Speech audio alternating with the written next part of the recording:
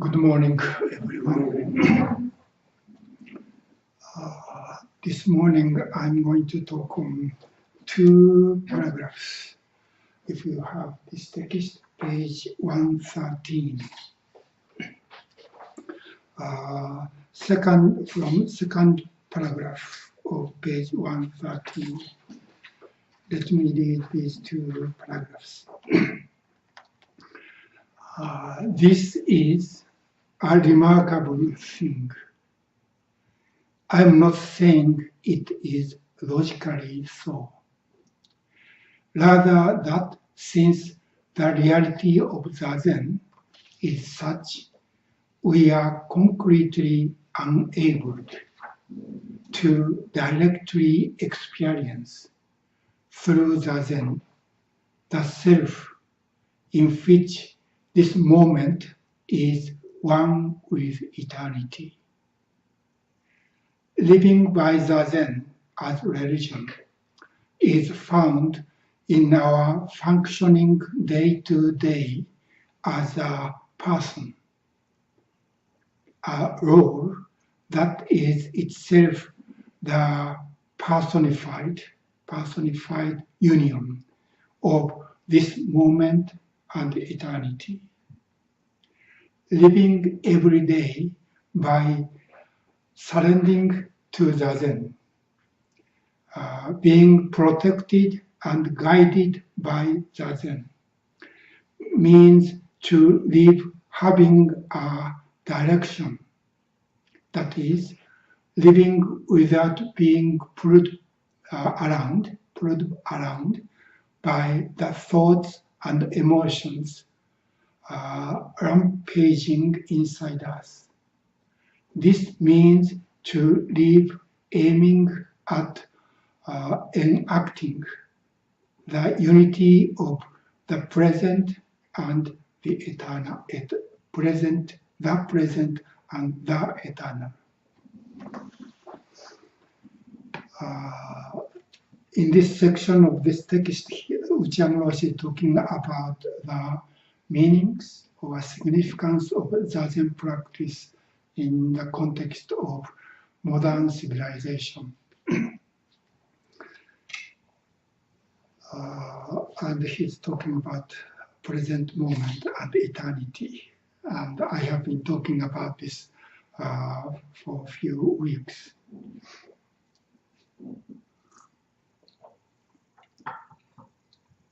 And I always draw this thing. This is a flow of time from past to the future, and now we are in the present moment. And this present moment is one time in the period of certain time, length of time. And the Buddhist teaching, what Buddha taught, is nothing eternal. I mean, nothing is permanent.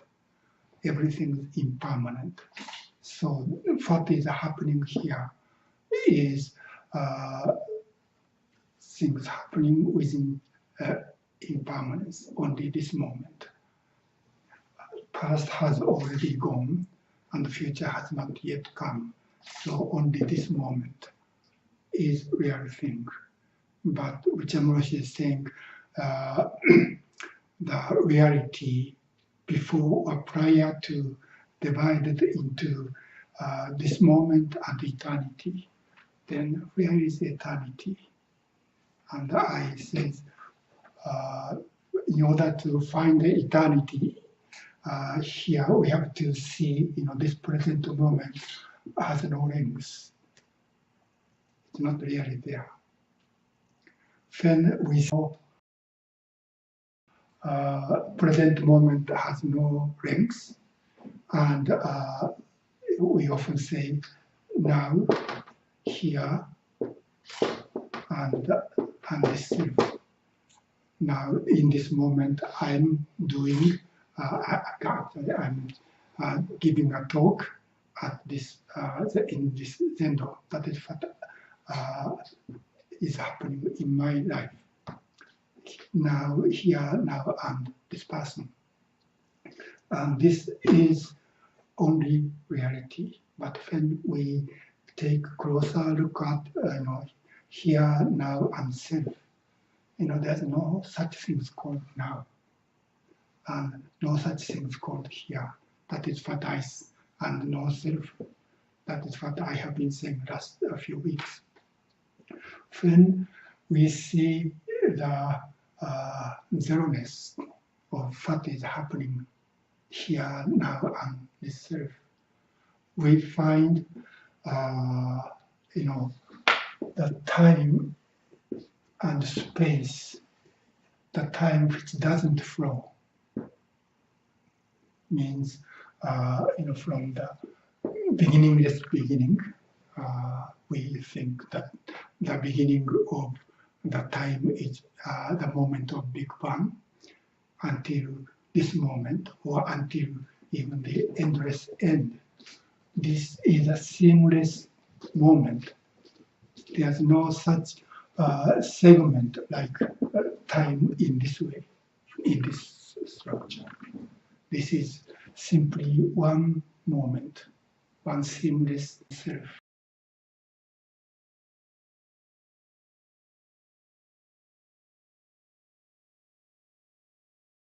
When we see now, here, now, and self is zero, we see this time which doesn't flow, and this space which has no connection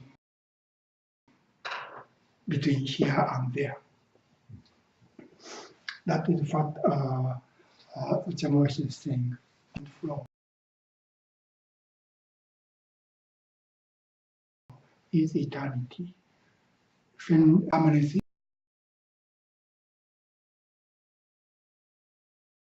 is negated in Buddhism, permanence means if there is something which doesn't change at all within this stream of time, then we say that is. And Buddha said there's no such thing. Everything is impermanent. So things are changing.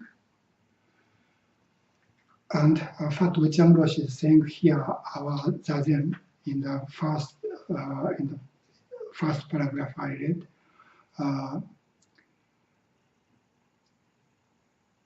we are in Zazen, we are concretely unable to directly experience, means it's not simply our idea or concept, but directly experience through Zazen the self, this self, in which this moment is one with eternity.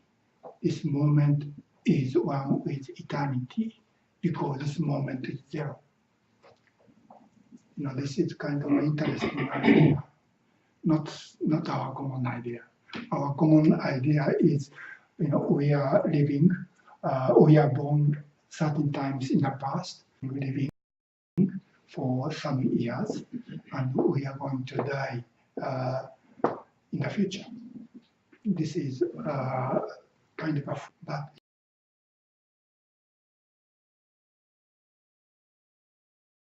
he said, in our Zazen, in which we let go of thought, and according to Okumura Roshi or Buddhism, this structure of time and space or history is created in our mind. So when we let go of our mind, there's no such segment, there's no such flow.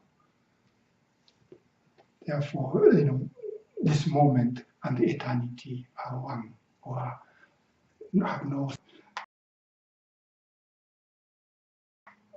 What Okumura Roshi is saying here is this is not simply an idea. When I talk about an idea, and eternity is a concept, and here and now is also a concept. But when we actually sit in front of the wall and letting go of whatever we are thinking, thoughts are still there, coming and going in our brain. but by letting go, open our hand. That is the meaning of this text, opening the hand of thought. Then we let go of this idea, this structure. Then we are really one with boundless, infinite space and time. So there's no separation between here, now, and self, and everywhere, or 10 direction, or entire 10 direction world, and eternity. That is what his please. I have a question. You said we're one with boundless time and space. We experience it that way. So is that why the word eternity is used? Because it seems boundless and limitless? Yeah, I'm not sure if English word eternity means that. It but doesn't. Okumura Roshi use this word eternity in this way. Okay, so it doesn't necessarily mean that when we're having that experience that we have a concept of the past and of the future and unchanging eternity that way. Right. Okay. Good, thank you. The language that in the book is Zazen concretely enables, E-N-A-B-L-E? Yes. Oh, okay. Got it. Thank you. Okay, then next paragraph. Living by Zazen as religion. So when we are Buddha's student, and in our case, in the Soto Zen tradition, we are a student of Dogen. And when we live based on this Zazen path, I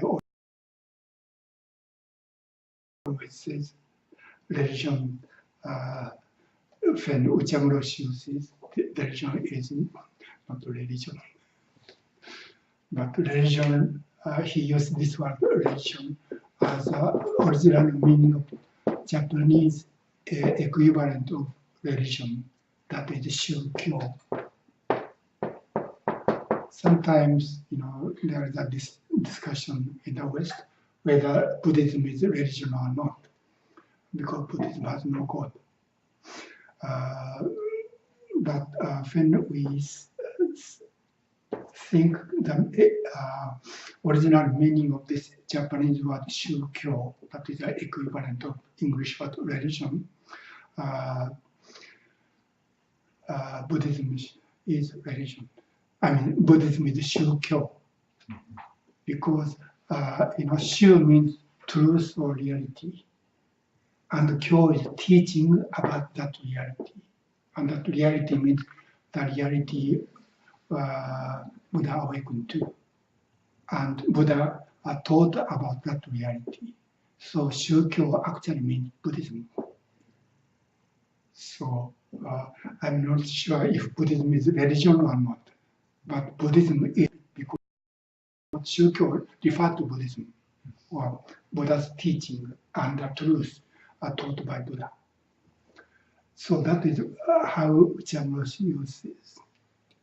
So we live based on our practice of Zazen as a Dogen student or Buddha student within that life of that kind of religious life, or based on reality and that teaching, is found in our functioning day to day as a person. This person in this text is written as italic. And the person in this case is a translation of not really Japanese word, but originally Okumura Roshi used persona.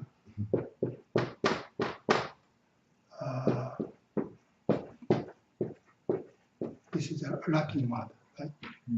Yeah, of course, persona in English is person. And in this section, Uchamoshi often quote the sayings from the Bible. So this persona, when Roshi uses this sort of persona, it might have connection with Catholic theology, not only Catholic but Christian theology. The persona in Christianity means Trinity. I checked the dictionary and it says one God in three divine persons. That means Father, Son, and Holy Spirit. Those three are called persona. Even though God is one, God are three. I don't know how to say it. Because in Christian theology, this doesn't make sense. So this is not something we can understand, but we have to believe. But in the context of Buddhism, I don't, because I don't know. I know nothing about Christian theology. So I think it's safer to understand this word in a kind of a original meaning.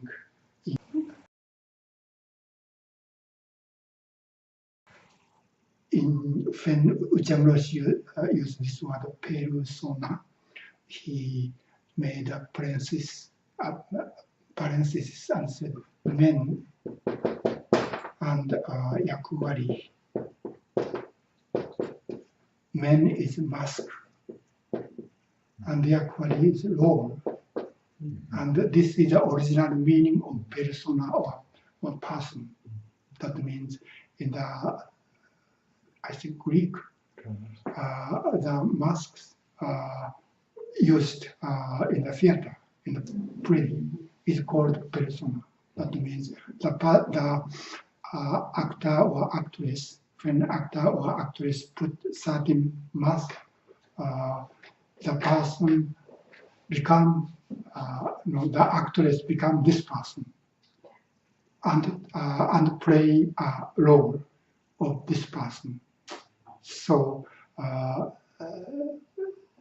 in my case, this is a Shohaku, but now I'm giving a talk as a teacher or the abbot of this temple.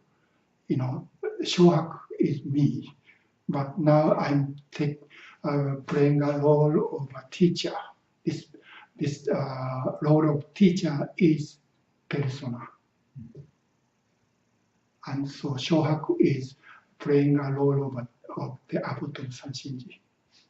These are completely one, because in this, for now, the abbot of Sanshinji is only Shohaku. So Shohaku and abbot of Sanshinji is really one thing, and yet these are not one. I'm not always abbot of Sanshinji. I'm not always a teacher.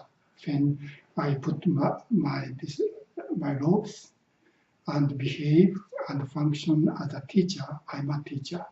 But when I take off these robes, this is simply Shohaku, not a abbot, not a teacher. So this is a kind of interesting reality. And that is what Uchamoshi is talking. That's why in this translation we say a person in italic and a role that is itself the personified union of this moment and eternity. So why this person is the personified union of this moment and eternity is another question. And this is the interesting thing in these two paragraphs. Only Buddhist technical term which Uchamoshi used is Zazen. He didn't use any other Buddhist technical term. That's why even people, Japanese people who are familiar with a traditional expression of Buddhist teaching find, this is kind of very differentiated expression of what has been taught in Buddhism. And people who are not familiar with Buddhist technical term can understand because Buddhist term is not there. But that is to me, that is a kind of a problem. That means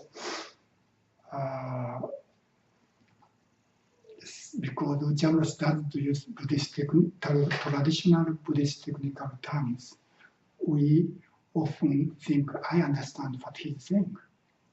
But in the Buddhist, in the context of Buddhist teachings, what he's saying is not so simple thing. So we miss what this means in the context of Buddhism, traditional Buddhist teaching.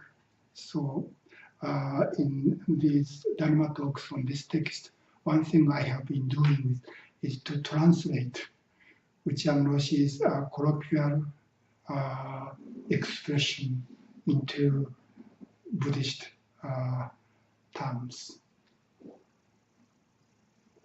And I think when Okumura Roshi used this word persona, and he said that is a role. And in Buddhist or Zen context, this yakuwari is like, as I said, now I'm functioning or I play a role as a teacher or the abbot. In Zen monastic practice, there are, positions such as, Tenzo is cook, and is a person who take care of practice events, and any more different department, and each person has its own role within this structure.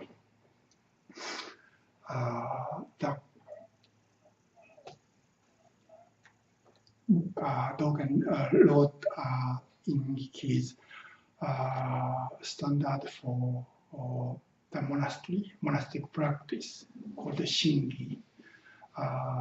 He wrote about the practice of Tenzo or cook, a chief cook in the monastery. And he described his experience with two Chinese Tenzo monks right after he arrived in China, even before he landed in China.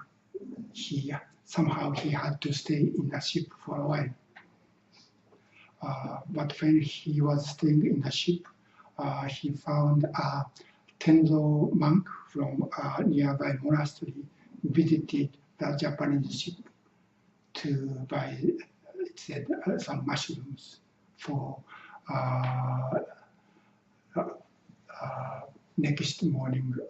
next day lunch. So Dogen was happy, he could meet a Tenzo monk. So he invited this Tenzo person and had offered tea, and he wanted to talk with this person. And Dogen wanted to invite this person to stay in the ship. It was already late in the afternoon. But the Tenzo person said, I have to go back to the monastery. Otherwise, I cannot function as Tenzo for tomorrow. Then Dogen asked, there must be other people who could cook. Why you have to go back and do your job? What is a good point or significance of cooking work? Then this Tendo monk didn't say anything, didn't answer to his question, but said, "You don't know anything about practice. You don't know anything about Dharma." So Dogen asked, then what is the Dharma, or the actual word Dogen used? What is the meaning of the letter, like words and letters? Means words and letters means language. That means teaching. And what is the practice? Then this person didn't answer, but just smile, just laugh and left. I mean, don't escape. He said, don't escape from that question you have now. Then you will understand later. And after that, he started to practice another monastery. And in the summer, this Tenzo monk visited him, and they had another conversation. And Dogen asked the same question.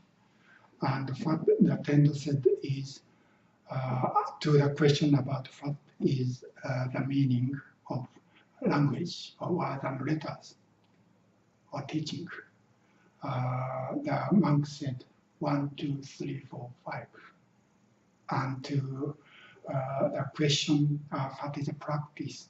He said, within this triple world, or within this entire world, nothing is hidden. Nothing is hidden. That was his answer. And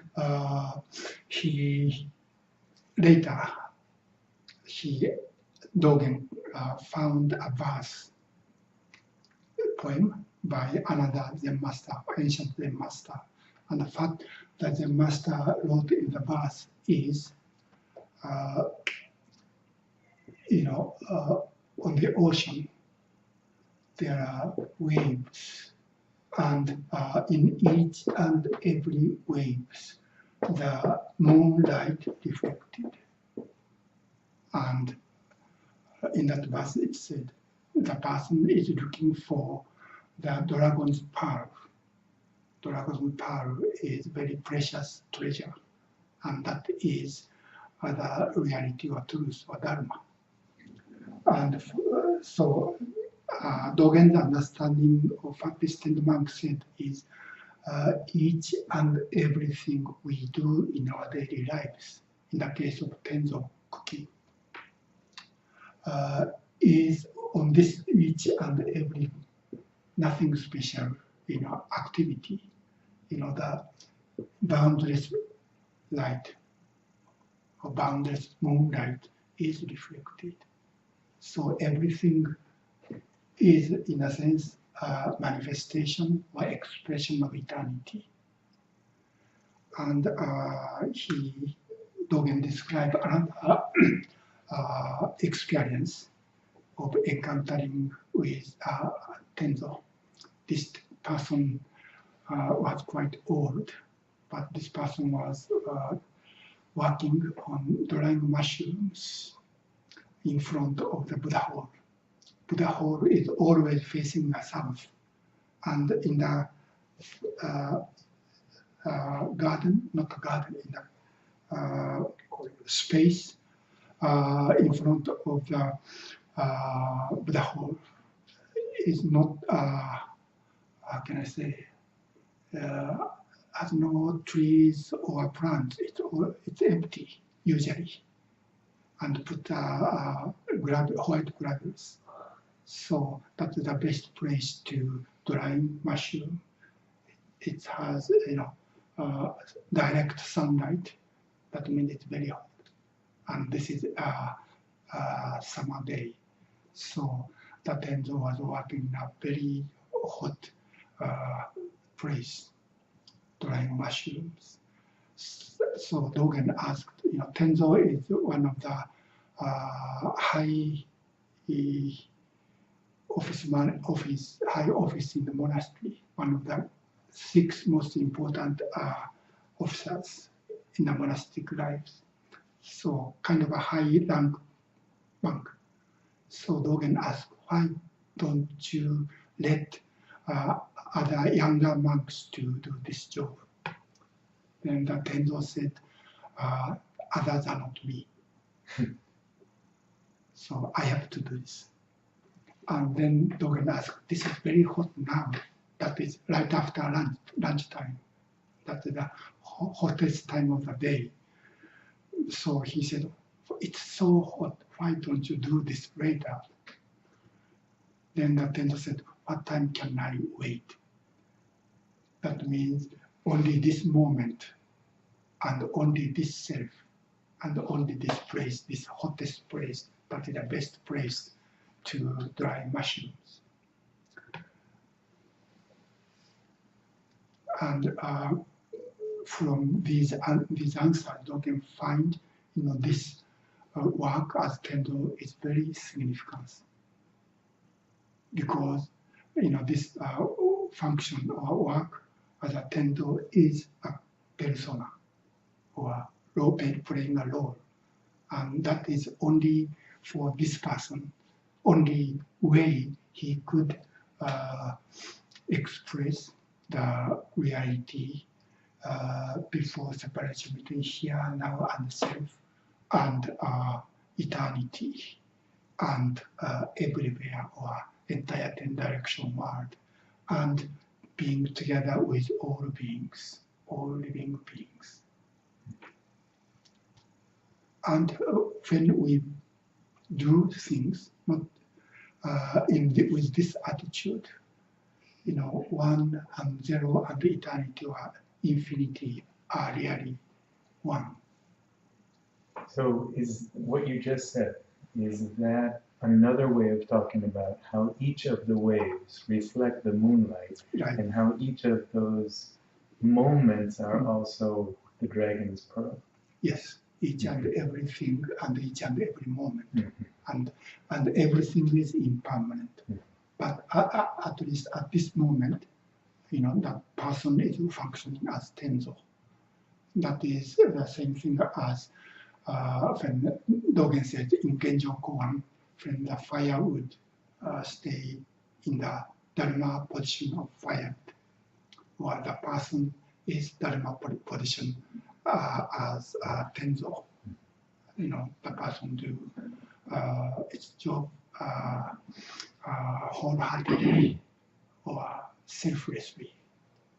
Within that, each and every activity or actions in each moment, boundaries, space, and infinite time, and entire interconnectedness is fully expressed. This is Zen teaching, but I think we can how can I say, we can return to the original teaching of Buddha. What this means, probably not really original teacher of Shakyamuni Buddha, but what Buddha said in Mahayana teaching. And there is a sutra about Buddha's final teachings right before he entered Nirvana. So this sutra is about impermanence. Buddha is dying, so that his disciples are very sad. But what Shakyamuni said is, don't be sad, don't cry. Because everything is impermanent. So, and even if I stay, sometime longer, it's different. Because he said, I have taught, I have offered everything I could offer. So, what his disciples, his students, should do after his death is I quote that saying in this book, The Zen Teaching of Homeless Kodo. What Buddha said is, from now on, so he was dying now. From now on means after my death. From now on, all of my disciples must continuously practice what Buddha taught. Then the thus come one's Dharma body will always be present and indestructible. Thus come one's is Tathagata. So Tathagata's Dharmakaya or Dharma body means, in this case, this Tathagata, and this is Buddha's saying. So this Tathagata is not himself, but Tathagata or thus come one means the reality of all beings. It's not a person. So when we practice, when Buddha's students practice what Buddha taught, that is impermanence and no self, and in Mahayana teachings, interconnectedness. When we continue to practice what Buddha taught, the Buddha's Dharmakaya is expressed within this practice. So it said, thus come one's Dharma body will always be present and indestructible. I think this is the meaning of eternity. But something interesting here is, if we continue to practice, so that means if we don't continue to practice, then Buddha Dharmakaya is not here. So to me, this is a kind of interesting koan. Is this Dharma body eternal or not? Because it is expressed within impermanence. That means each and every moment by this person's activity. So if I stop practicing, then there's no such Buddha's Dharma body that is always presenting and never indestructible. It is really, so this is not permanent within this stream of time, but I think it is eternal, and yet it's not permanent. So I think it's important to understand the difference between these two ideas. I'm not sure if that such a distinction is possible in English vocabulary, whether eternity and permanence can have such a difference or not. But when we studied this kind of teaching in Buddhism, that is how we need to understand. I mean, the most important, not important, but most well-known expression of this eternity is infinite or boundless lifespan of Buddha, appeared in the Lotus Sutra. Chapter 16 of the Lotus Sutra, it is said Buddha's lifespan is eternal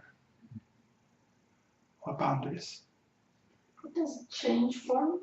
I mean, if you don't practice, then his persona is no longer, because he has changed form after he died. Yeah, as a person, Buddha disappeared. That's why, his disciples are so sad and crying. So the Buddha's, in that sense, Buddha's Rupakaya. Rupakaya means collection of 5 skandhas disappeared, dispersed. So Buddha as a person, as a human being, is not there anymore. So Buddha as a Nirmanakaya is in impermanence. But within this impermanent life, Shakyamuni expressed eternal life of Tathagata. Does this make sense? I'm sorry. No, I'm thinking about because if his teachings are a persona, the teacher is that, and when he said, if you don't practice, there will be no Buddha. That's the part I'm trying to understand. I think so. Buddha's teaching is an expression of this reality. Mhm. So that is, I think it's possible to say, Buddha's teaching is persona. That means expression of something eternal within impermanence, using the words. So the time and timelessness coexist, and the zazen of Buddha's persona is a bridge. Yeah. This zeroness is a bridge. That means when we have no clinging or grasping as me or here and now, then me here and now and eternity and boundless space become one. Isn't that basically Dogen's teaching of practice and realization being one? Yes. And this is not only Shakyamuni's teaching, but Dogen says exactly the same thing. In Shobo Genzo, Hotsu Bodaishin. Hotsu Bodaishin is arousing bodhicitta, aspiration. Dogen says, in this part of this fascicle, he talks about impermanence. Everything is impermanence. Everything is changing, appear, stay for a while, and changing moment by moment. And he says, while being within this swiftness of arising and perishing of transmigration in each kusana. Kusana is the shortest period of time in Buddhism. If we allow one single thought of failing other before ourselves, failing others before ourselves, refer to Bodhisattva above. There is a river between this shore and that shore. Ferrying. Ferry, F-E-R-R-Y. And this shore is samsara of suffering, and the other shore is nirvana. And what Bodhisattva is doing is ferrying others from this shore to the other shore. This is what the first of the four Bodhisattva vows means. Beings are numberless, we vow to save them.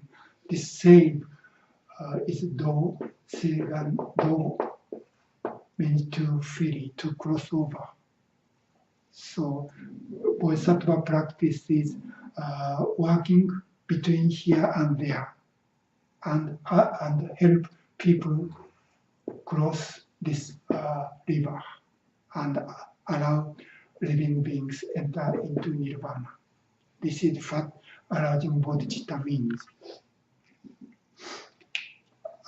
Then he said, if we allow one single thought, even one single thought means one moment, when I allow this vow to failing others before ourselves. So this is this practice is not for this person's benefit. The eternal longevity of the Tathagata immediately manifests itself. So within impermanence, Buddha's eternal longevity immediately expressed. This is what Dogen taught. So what Dogen saying here and what is said in the Sutra of Buddha's last teaching is exactly the same thing.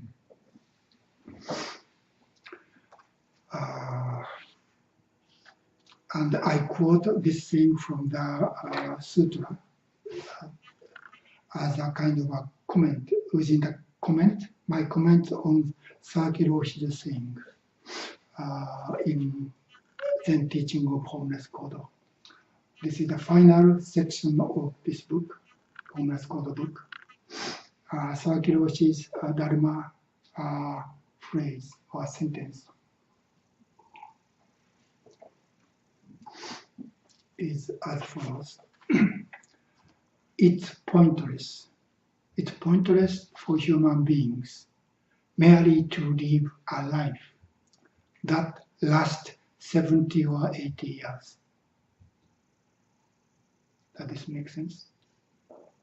And Okumura Roshi quote another little longer things by Shohaku Roshi. Said, it's very unskillful to use this body of 5 feet only as a 5-foot body. He's 5 feet tall. But to use this, in my case, 6-foot body, just use for 6-foot body means if it's unskillful to live, to fulfill this person's private, personal desire or personal purpose. And he continued, it's foolish to live merely using up 50, 80, or 100 years of longevity. That is human longevity. To practice the Buddha way is to become a person who will never die. Who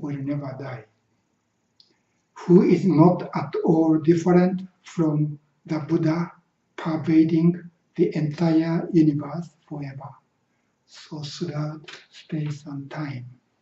So it's up to, it depends on our attitude toward life.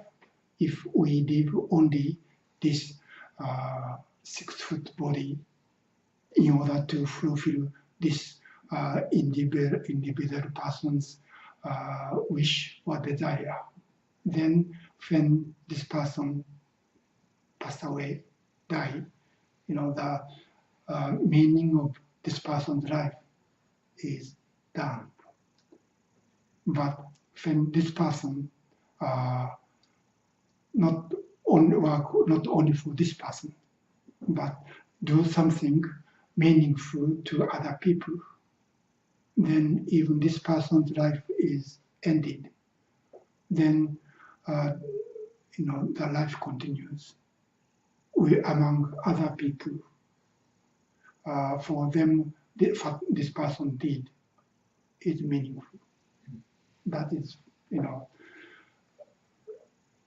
for example, as I said, as Rupakaya, Shakyamuni died more than 2,000 years ago. But how he lived, what he did, and what he taught is still meaningful for us. So we study what he taught, and we practice, what he did. So within our practice, Shakyamuni is still alive. That is what this eternal life means. It's larger than this person's body and lifespan. So this is not, there's some possibility we can live forever, because there's no such we. But if what we do is meaningful for other beings, then our life continues with those people. In the case of Shohaku Roshi, because of the influence of Shohaku Roshi, thousands of people started to practice Zazen. And through those people who practice with Shohaku Roshi, in my case, I started to practice the same practice as Shohaku Roshi did through Okumura Roshi's teachings. And through my activities, some American people continue to practice. Within this continuation, Shohaku Roshi's life continues. That is what I think what Shohaku Roshi meant. It's not unskillful to simply only live to fulfill this person's aspiration or desire.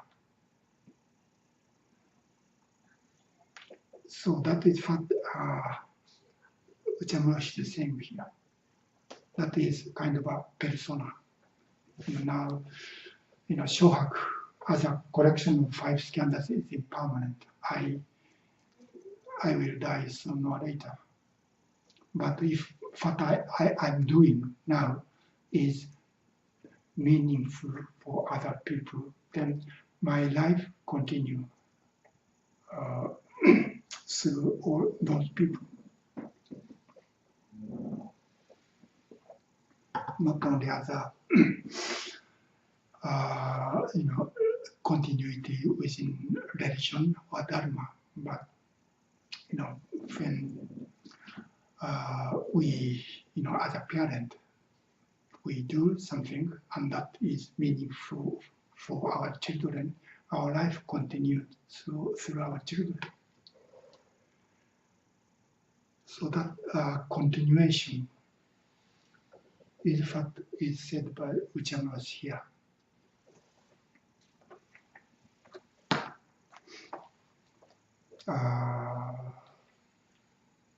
So let me read the second paragraph again. Oops, sorry, it's already 11:10.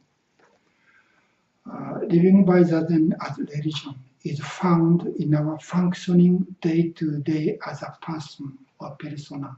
So we have some role to play in each moment within the community or family or community or in this world. And if we wholeheartedly fulfill this role, then this role has some meaning to other people. Then we can live together with all beings. So a role that is itself the personified union of this moment and eternity or infinity. Living every day by surrendering to Zazen. Now he's talking about Zazen practice. Surrendering means open our hand and entrust everything. And entrusting everything to Zazen means entrust everything within this structure of interconnectedness. Being protected and guided by Zazen means to live having a direction that is living without being pulled around by the thought and emotions rampaging inside us. So one meaning of this practice of Zazen is letting go of this personal desire to fulfill, to make only me happy, even that kind of causes other people's problem. So that means we can be happy if other people are also happy. So this is one side of our practice, letting go or being free from clinging to this person's personal idea. And this means to live aiming at enacting the unity of the present and the eternal. Now here and the self and eternity, entire 10-direction world, and all living beings. How can we express this interconnectedness within what I'm doing here and now is our practice. That is what Okumura Roshi is saying here. When I translate what he's saying in this book, into a Buddhist context. I hope it has some meaning to you. Well, if you have any question or comments, does this make sense? It's kind of a strange thing because this is kind of a different from what we are taught in this modern society. I think commonly what we are taught is compete with the others and become winner. Then our life becomes successful. But that kind of idea cannot be the goal of our life if based on this teaching. Okay, no question, no comments. Great. I'm happy.